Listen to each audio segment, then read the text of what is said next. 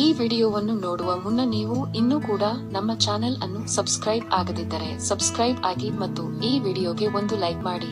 Hi friends, life line Kannada GK ಅಡ್ಡಾದ ಮತ್ತೊಂದು ವಿಡಿಯೋಗೆ ಸ್ವಾಗತ. ಗಂಡಸರೇ ಸಂಭೋಗ ಮಾಡುವ ಮುಂಚೆ ಈ ಕೆಲಸವನ್ನು ತಪ್ಪದೆ ಮಾಡಿ ಡಬಲ್ ತೃಪ್ತಿ ಪಡೆದುಕೊಳ್ಳಿ. ಈ ವಿಡಿಯೋದಲ್ಲಿನ ಮಾಹಿತಿ ಕುತೂಹಲಕಾರಿಯಾಗಿದ್ದು, ಹೀಗಾಗಿ ಯಾರು ಕೂಡ ವಿಡಿಯೋವನ್ನು ಸ್ಕಿಪ್ ಮಾಡದೆ ಸಂಪೂರ್ಣವಾಗಿ ನೋಡಿ. ಸ್ನೇಹಿತರೆ, ವೈವಾಹಿಕ ಜೀವನವು ಮನುಷ್ಯನ ಜೀವನದಲ್ಲಿ ಪ್ರಮುಖ ಭಾಗ.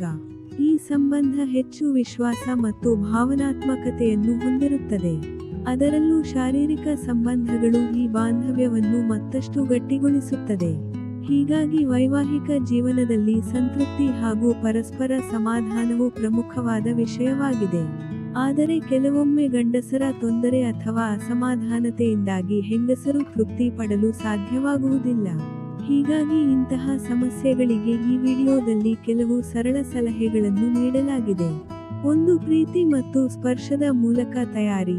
ಹೌದು, ಗಂಡಸರೇ, ನೀವು ಲೈಂಗಿಕ ಸುಖ ಪಡೆಯಲು ಇಚ್ಛೆ ಹೊಂದಿದ್ದರೆ ನೀವು ಅರ್ಧ ಗಂಟೆ ಮುಂಚೆ ನಿಮ್ಮ ಸಂಗಾತಿಯೊಂದಿಗೆ ಮಧುರ ಮಾತುಗಳು, ತೋಳಲಿ ಬಳಸಿಕೊಳ್ಳುವುದು, ತುಟಿಗಳ ಮೇಲೆ ಮುದ್ದು ಮಾಡುವುದು, ತಲೆನಲಿಸುವುದು, ಇವೆಲ್ಲವೂ ಹೆಂಗಸರಲ್ಲಿ ಭಾವನಾತ್ಮಕ ಆಪ್ತೆಯನ್ನು ಉಂಟುಮಾಡುತ್ತವೆ. ಅವರಲ್ಲಿ ಸಂತೋಷ ಮತ್ತು ಸುರಕ್ಷತೆ ಭಾವನೆ ಹುಟ್ಟುತ್ತದೆ. ಇದು ಸ್ತ್ರೀ ಶರೀರವನ್ನು ಶಾರೀರಿಕ ಸಂಬಂಧಕ್ಕೆ ತಯಾರಿಸುತ್ತದೆ. ಇನ್ನು ಸಂಗಾತಿಯ ಮನಸ್ಸನ್ನು ಸಿದ್ಧಪಡಿಸುವುದು. ಹೆಂಗಸರು ಶಾರೀರಿಕ ಸಂಬಂಧದಲ್ಲಿ ತೃಪ್ತಿ ಪಡಬೇಕೆಂದರೆ ಮೊದಲಿಗೆ ಅವರನ್ನು ನೀವು ಮನಸ್ಸಿನಿಂದ ಸ್ಪರ್ಶದ ಮೂಲಕ ನಿಮ್ಮ ಕಡೆಗೆ ಸೆಳೆಯಬೇಕು. ಹೆಂಗಸರಿಗೆ ಕಾಳಜಿಯನ್ನು, ಪ್ರೀತಿಯನ್ನು ತೋರಿಸಿದರೆ ಅವರು ಸಂಪೂರ್ಣರಾಗಿ ಸಿದ್ಧರಾಗಿ ಸಹಜವಾಗಿ ಪ್ರೀತಿಯಲ್ಲಿ ತೊಡಗಿಸಿಕೊಳ್ಳುತ್ತಾರೆ. ಸ್ನೇಹಿತರೆ, ಆತ್ಮೀಯ ಸಂಭಾಷಣೆ ಹೆಂಗಸರ ಮನಸ್ಸನ್ನು ತಂಪಾಗಿಸುತ್ತವೆ.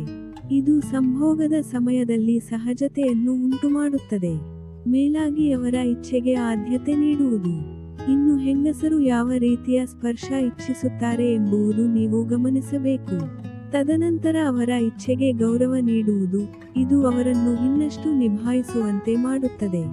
ಒಂದು ವೇಳೆ ಗಂಡಸರು ಆತುರದಿಂದ ಅಥವಾ ಕೇವಲ ತಮ್ಮ ತೃಪ್ತಿಗಾಗಿ ನಡೆದುಕೊಂಡರೆ ಸಂಗಾತಿ ದೂರವಾಗುವ ಸಾಧ್ಯತೆ ಹೆಚ್ಚು.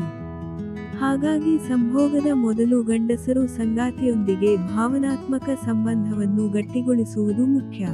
ಸ್ನೇಹಿತರೆ, ನೋಡಿದ್ರಲ್ಲ, ಇದೇ ತರಹದ ಜೀವನಕ್ಕೆ ಉಪಯುಕ್ತವಾಗುವ ಮಾಹಿತಿಗಾಗಿ ನಮ್ಮ ಚಾನಲ್ ಸಬ್ಸ್ಕ್ರೈಬ್ ಮಾಡಿಕೊಳ್ಳಿ. ಈ ಮಾಹಿತಿ ಇಷ್ಟವಾದಲ್ಲಿ ವಿಡಿಯೋಗೆ ಲೈಕ್ ಮಾಡಿ, ಶೇರ್ ಮಾಡಿ. ನಮಸ್ಕಾರ.